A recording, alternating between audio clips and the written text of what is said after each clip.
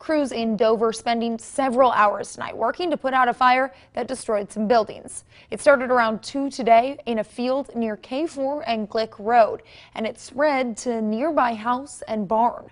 About 6 different departments responded to help out, and KSNT's Raina Garcia is live in Dover now to tell us why experts say the weather was a major contributor. Raina? Yeah, Hannah, just down the road behind me, firefighters are finally about to call it a night after pretty much spending the whole day out here trying to get that fire completely put out so that it wouldn't spread anywhere else. In fact, we learned just a few hours ago, after firefighters seemingly had it under control, that fire did spread to the house, and firefighters say today's windy conditions played a major role in that.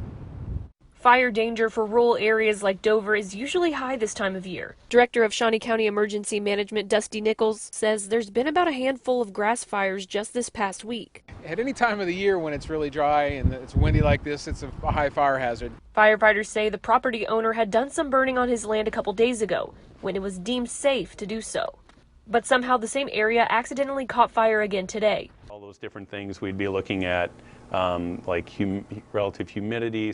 The National Weather Service monitors a variety of conditions to forecast the potential for fire danger and issue warnings if necessary. Those lower relative humidity days, as well as the strong winds, and that can then make for, like I say, very high to extreme fire danger. They also use that information to make firefighters aware of factors that could make putting out the fire more difficult. It helps them to remain safe, gives them situational awareness, and any kind of changes in humidity, wind speed, cloud cover, anything like that. With this being a high-risk time of year, Nichols says it's important for people to be informed about the conditions. When you do burn, even if it's not a bad day, just regular fire safety, make sure you have all the safety precautions there. Have a fire extinguisher, have a way to put it out right away. And when you're done with the fire, make sure it's completely out and cover it.